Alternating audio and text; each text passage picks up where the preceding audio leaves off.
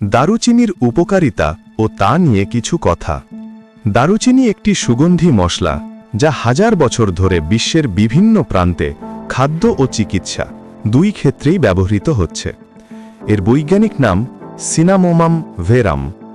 গাছের বাকল শুকিয়ে গুঁড়ো বা স্টিক আকারে এটি রান্নায় ব্যবহার করা হয়। শুধু খাবারের স্বাদ ও ঘ্রাণ বাড়াতেই নয়, দারুচিনি শরীরের জন্য নানা রকম উপকারও করে থাকে। প্রথমেই আসি স্বাস্থ্যগত উপকারিতার কথায়। দারুচিনি রক্তে শর্করার মাত্রা নিয়ন্ত্রণে অত্যন্ত কার্যকর। এতে থাকা সিনামালডিহাইড নামের যৌগ ইনসুলিনের কার্যক্ষমতা বাড়াতে সাহায্য করে, ফলে ডায়াবেটিস রোগীদের জন্য এটি একটি প্রাকৃতিক উপকারী উপাদান। নিয়মিত অল্প পরিমাণ দারুচিনি গ্রহণ করলে রক্তে শর্করা ধীরে ধীরে কমে এবং শরীরের শক্তি ভারসাম্য বজায় থাকে। এছাড়া দারুচিনির অ্যান্টিঅক্সিডেন্ট গুণ শরীরের কোষগুলোকে মুক্ত মৌলের ক্ষতি থেকে রক্ষা করে। এটি প্রদাহ কমাতে সাহায্য করে এবং ত্বককে রাখে সুস্থ ও উজ্জ্বল। অনেক গবেষণায় দেখা গেছে দারুচিনি হৃদরোগের ঝুঁকি কমায়। এটি কোলেস্টেরল ও ট্রাইগ্লিসারাইডের মাত্রা নিয়ন্ত্রণে রাখে, যা হৃদযন্ত্রের জন্য গুরুত্বপূর্ণ।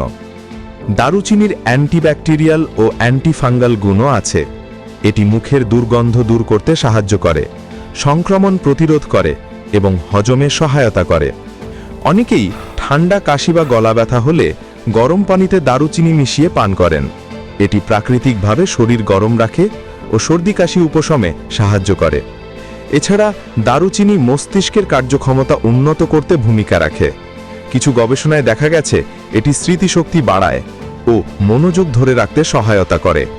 ফলে শিক্ষার্থী বা মানসিক শ্রমে যুক্ত ব্যক্তিদের জন্য এটি উপকারী হতে পারে।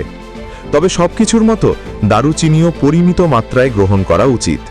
অতিরিক্ত দারুচিনি খেলে লিভারের ক্ষতি হতে পারে, কারণ এতে কুমারিন নামের এক যৌগ থাকে যা অতিরিক্ত গ্রহণে ক্ষতিকর। তাই প্রতিদিন 1 চা চামচের বেশি না খাওয়াই ভালো। রান্না, চা, দুধ বা মিষ্টান্নে দারুচিনি যোগ করলে তা শুধু স্বাদই নয়, শরীরের পুষ্টিগুণও বাড়ায়। ছোট্ট এক টুকরো দারুচিনি আমাদের জীবনে এনে দিতে পারে স্বাস্থ্য, স্বাদ ও সৌরভের সুন্দর মেলবন্ধন। সংক্ষেপে বলা যায়, দারুচিনি একদিকে যেমন সুগন্ধি মশলা, অন্যদিকে এটি প্রাকৃতিক ঔষধের ভাণ্ডার। সঠিক পরিমাণে নিয়মিত ব্যবহার করলে এটি আমাদের শরীর, মন ও স্বাস্থ্য তিনটেকেই রাখে সজীব ও সুরক্ষিত।